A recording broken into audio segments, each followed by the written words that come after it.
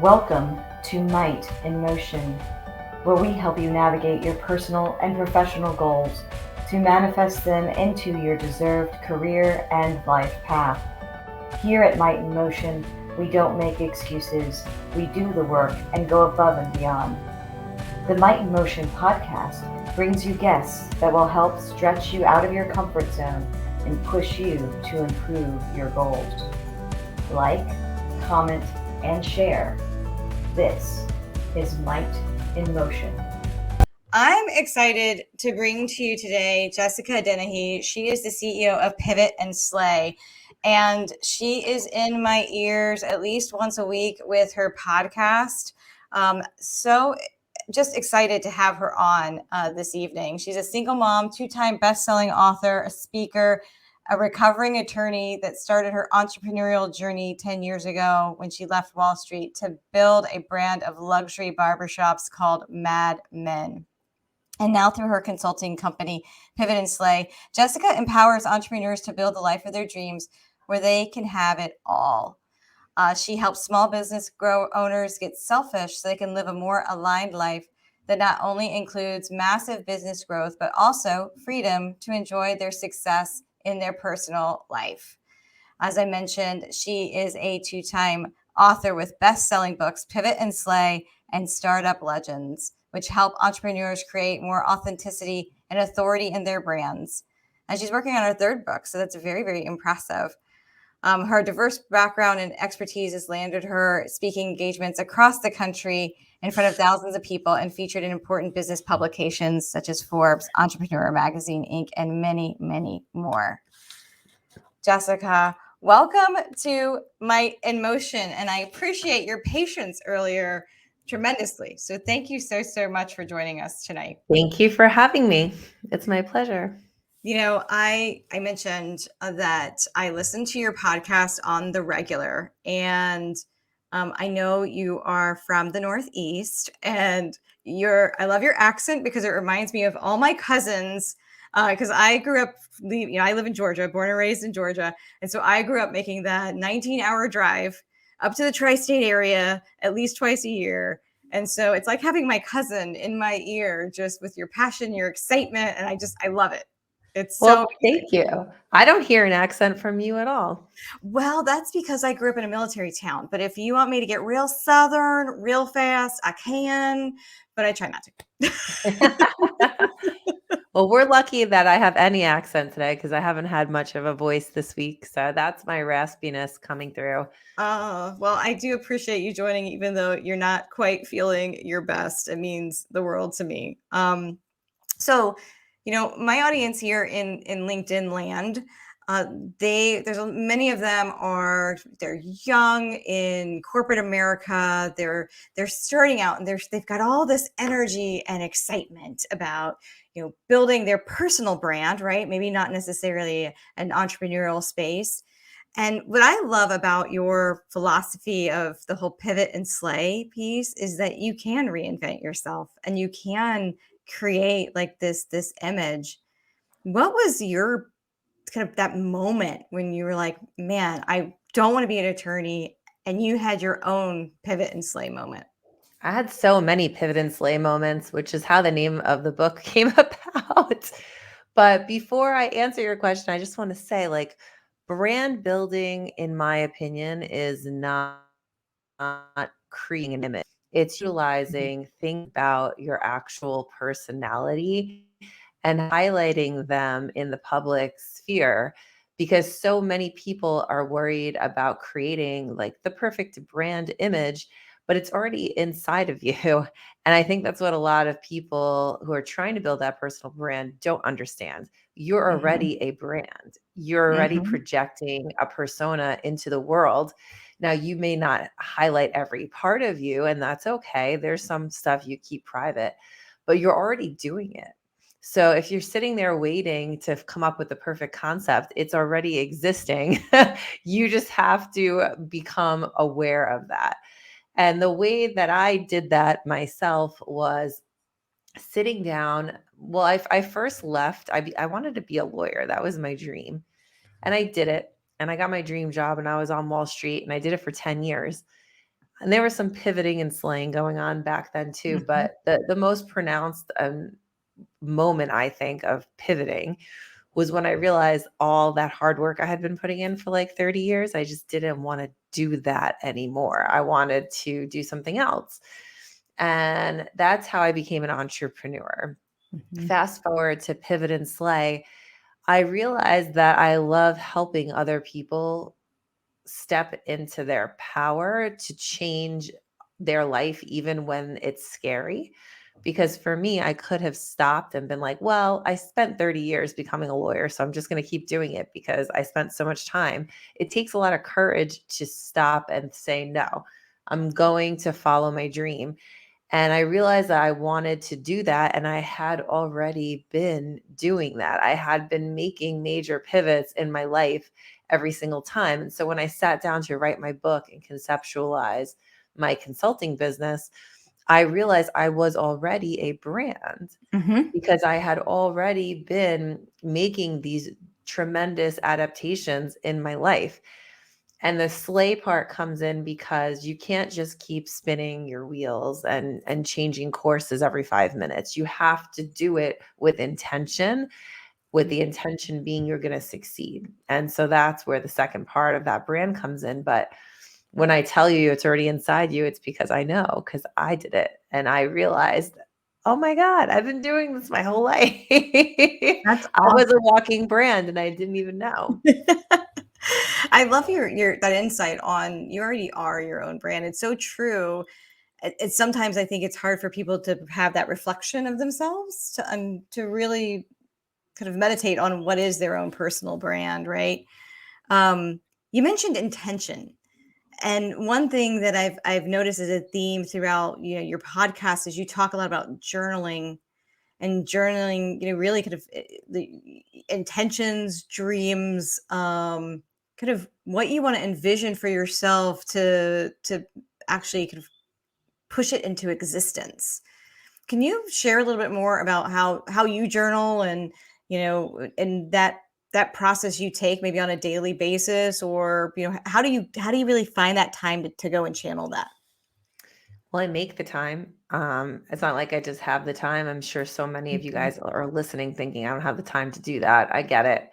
I'm busy also. And you mentioned that your viewership is on the younger side. And so I'd like to say that this takes a level of self-awareness that I did not have in my 20s.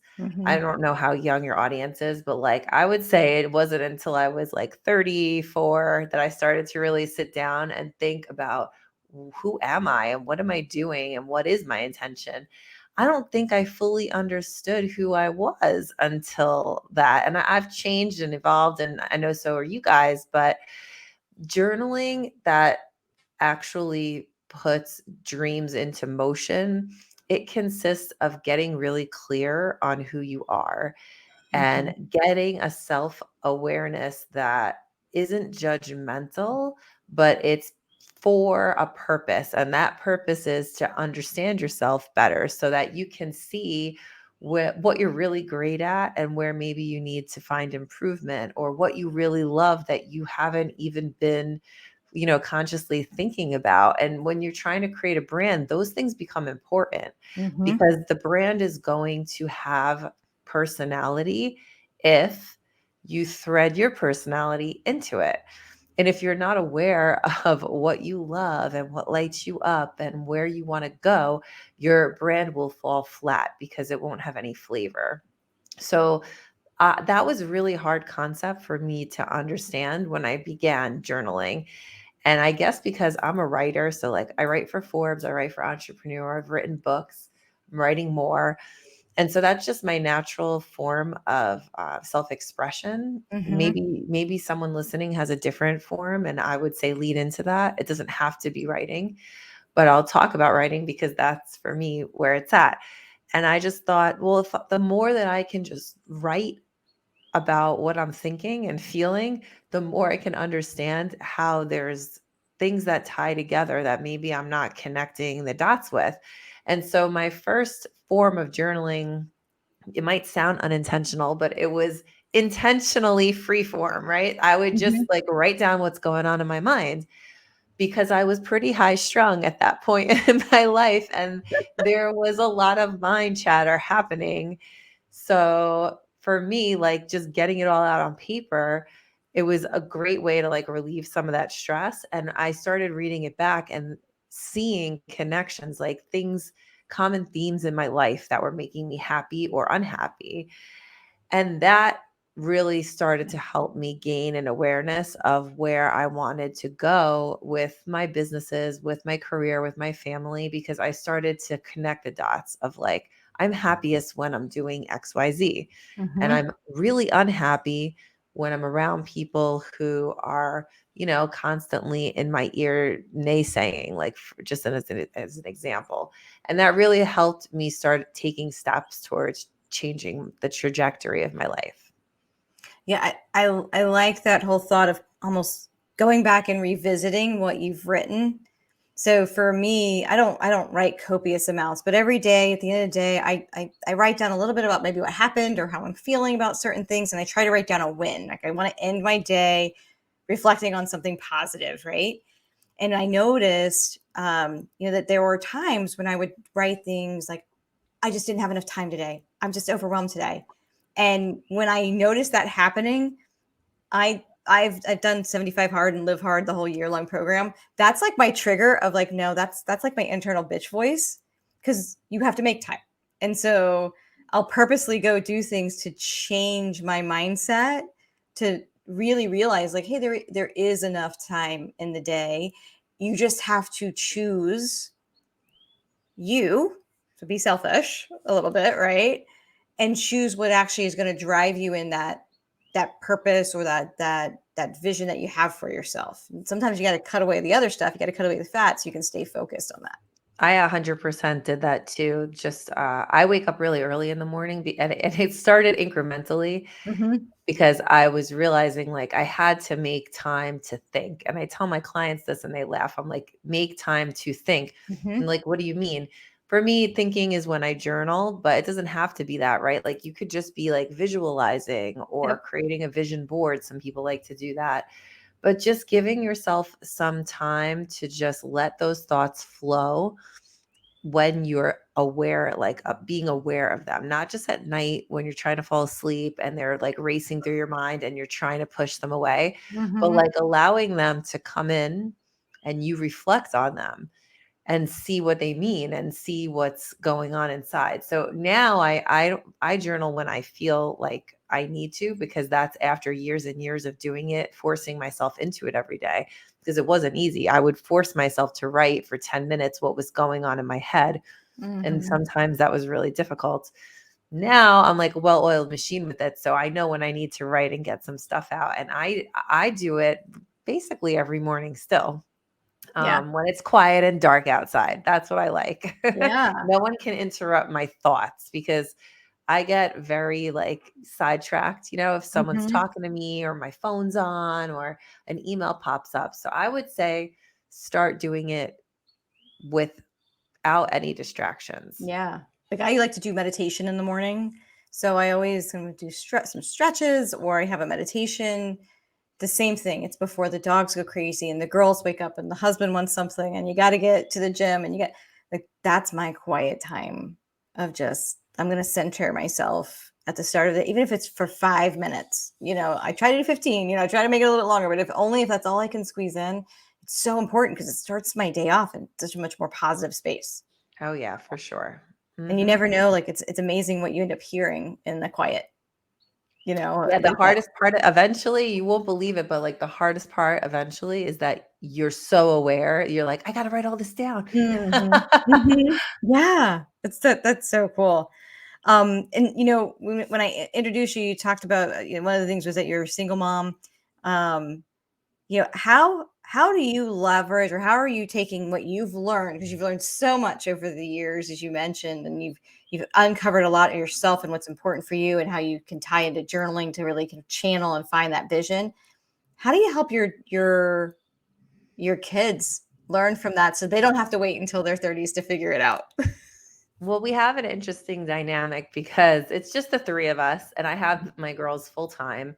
And it's been that way since they're 1 and 3. Mhm. So we've kind of like grown up together in a lot of ways. And so I'm just I communicate a lot with them about what is going on with me and how I'm dealing with it. So, like, they know if they wake up early, do not interrupt my meditation, let me exercise. Like, they know that these things are important. If they woke Mhm. up and I was like in bed, they would be like, "Okay, we know something's wrong, like something's going on," right? Like Yeah. I've bought them journals that are guided, and one of my daughters loves it, the other one not so much, and so she's more like musical, and so we Mhm. kind of started to explore how she can have that same outlet through music. So we try to just like talk a lot about what's going on, and because we've been this way for so many years, they're really receptive to things that I say. They try them. Some things stick, some things not. And I think as a parent, it's really important to teach them what helps you, but allow them to kind of figure out what type of thing Mhm. might be more useful for their personalities, but have the same results. Yeah. So that's the way I've been doing it. I don't know if it's right or wrong, but it's working for us so far. It's one of those things where you don't know if you've done it right until they're already grown and out of the house. It's the as a mom, like, that's terrifying sometimes, but yeah, like, one of the things I try to do, I travel a lot for work, so when I'm home, I try to make sure at night they each get undivided time, just me and them, like, in their rooms. We can do whatever. Do they wanna talk? Do they wanna read? Do they just wanna lay there? But that they have those moments of n sister's not around, dad's not around, it's just me and them so they can hopefully feel like they can be open and share because that's, I think, the most important thing with raising daughters, right? Is that they have that It's flow. true. Well, I force them, we live near the beach, and so, like, I force them to go to the boardwalk with me, which, like, Mhm. they used to love. Now they're like, but Uh-huh. as soon as we get there, all of a sudden, they're opening up, they're talking because there's nothing else to distract them, and so I Mhm. force them into that too sometimes because I want them to have that same, moment where they know they can talk, and I think if they're talking, we are doing something right. Yeah. No, I think you're absolutely right because that's I mean, that's key, right? Communication's key with every relationship and you can start building that young and hopefully it'll stick through their teenage years and, all that Well, kind of one fun thing I stuff. hope to teach them, and as a single parent, like I don't have, it's weird because I'm not married, so right there, but I also am not a typical divorced person that has every other weekend and Mhm. two days a week where I'm not with them. Like, I have them all the time. Every single second is mine, Mhm. right? Which is a beautiful gift, Yeah. but also I think hard for a lot of people to understand. And so I've had a lot of mental breakdowns around them, and I've chosen to not hide why and not hide that I'm hurting, not hide that I'm Mhm. lonely, not hide when I'm overwhelmed. And I know a lot of parents don't do that because we believe we're protecting them, and I get that, and I'm Mhm. not judging anyone who has their own way of doing it, but for me, I've just chosen to allow them into that space to a certain extent to see, like, it's okay if you can't figure it out. It's Right. okay if it's not perfect all the time. Because if I was afraid, like, if I tried too hard to show them, "Look, I can do anything and I'm all alone and I'm doing it anyway, and look how awesome I am," what am I teaching them? I'm teaching them that the expectation is for them to always be on and always be Mhm. perfect and always be, have it together, and that's not real life. No. So I No. let them in on it a little bit, not in an inappropriate way, like, they're not my friends, they're my daughters, and I treat them like that, but there are moments, and I've shared this on Instagram, where, like, I'll just have a moment and I'll just start bawling my eyes out, and they'll be like, "What's going on?" And I'll tell them a little bit of it so they know, and I think that's kind of helped us grow closer in a lot of ways and also help them see that they can share things with me. They're not afraid to be imperfect or mess up Yeah. because they see that it's a normal part of life. Yeah. I mean, even just apologizing as a parent, that I think is huge too. Done "Hey, that a I lot. messed up," like, "I know I blew up with you this morning, right? Like, that and I'm sorry. That was me. That was not you." That's important because they can't always be the one apologizing, that's for sure. 100%. And even just getting over things quickly, like I'm the kind of person that's like, I need to say how I feel. But as soon as Yeah. I say it, like a weight's lifted off me and then I can like move on. And for a while, like when they were later starting to test the waters for a little bit of time, I remember them being like, "You're okay now? Like, we're okay?" And I'm Mhm, like, "Well, yeah, mhm. like I said how I felt, you apologize, I apologize, and now we move on." Right, right. That's And how they're it like, works. "Oh, all right. Okay." Well, I know we were supposed to be done at 5:30, but we started a little bit late. Are you able to hang on for a few more minutes? I am. Yeah, I'm good. Awesome. So kind of pivoting back to the entrepreneurial space, are there tools that you help entrepreneurs leverage that you think intrapreneurs, so those that are working within corporate America, could potentially use? So their own kind of like that brand, the time management, just growth exponentially. Are there things that you think actually translate from entrepreneur to intrapreneur? I do. I mean, I think a lot of things I talk about on my social media platforms have to do with how I've continued to keep up my confidence, build more confidence, and take risks more. Mhm. That's something that was really a pivotal theme of my life was trusting myself enough to take risks.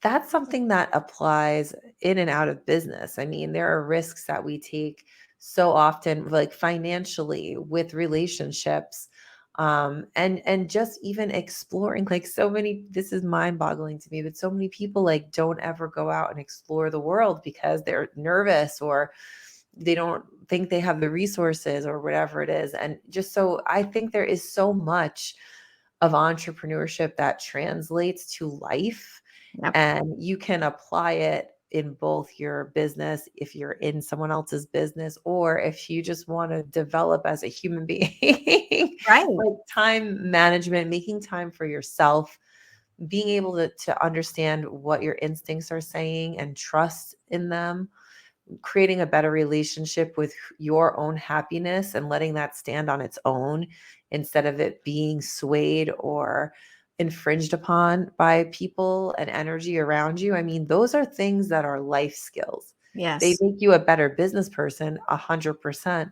but they also make you a happier person. And then your whole life will flourish no matter what you do for a living. I I love it. I mean, taking risk is everything from, what fears can you face in your personal life, but also, you know, going out on a limb for that job or that project, or whatever at work that you might be a little bit nervous to do, but go and try it. Right? Like that leads to so much great opportunities, career wise. And for me, I've been in corporate America for 22 years. So trust me, taking a leap from one team to another has had huge positive impacts for me because you get to learn so much more. Yeah, I agree with you. And I think like risk taking when you're trying to compete within a corporate America for jobs and positions on your team, I mean, it just comes in handy in so many ways. And I have a free resource on my website for it's like basically an ebook, a very short ebook on how to develop the connection to your gut instincts and start to trust them. So if people are interested in that, they can go and grab it. It's totally free. Oh, that's awesome. And we put up on the screen, pivotandslay.com is the website that Jessica is mentioning. But also really big in social media. I love following you on Instagram. I love your podcast, the Day Slayer podcast. It is like I said, it is in my rotation. I love it. It's very inspiring.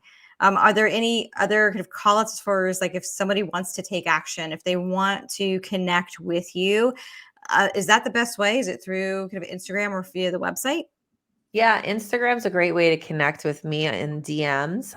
If you're really an action taker and you want to just work together right away, that's all on the website.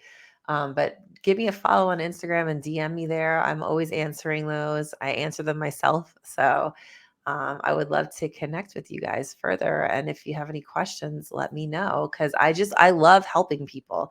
I even have like a free event I do every single month for anyone in the tri state area that is just I wanted entrepreneurship to be accessible to people at all stages of the game. And what I noticed is a lot of masterminds and events are very high ticket price because the content's great. And but not everyone can afford that or take off from work to do that. So I wanted to create something that was free but still super impactful and kind of call in all my favors for the speakers that I know around the country. And I have them coming in once a month to do like tactical trainings on different business I don't even know what I don't want to say strategies because not all is strategy. Like sometimes I had a YouTube presentation, I had a Mhm. LinkedIn presentation, I had a real estate presentation. So lots of different things that are related to business and mindset and tactical pieces too. Oh, I love it. I'm gonna definitely have to take a look because my business brings me up to the Northeast on a regular basis because I manage all the Northern division for Home Depot transportation. So I'm up there, and so I'm gonna have to plan my next trip around one of your events for Yeah, sure. I would love that. So, final question: if you could go back and talk to Jessica 10 years ago, what advice would you give her? Oh man, Jessica 10 years ago, she was in a I was just opening my first business then. And what I would tell her is just keep following your gut instincts because you're not crazy.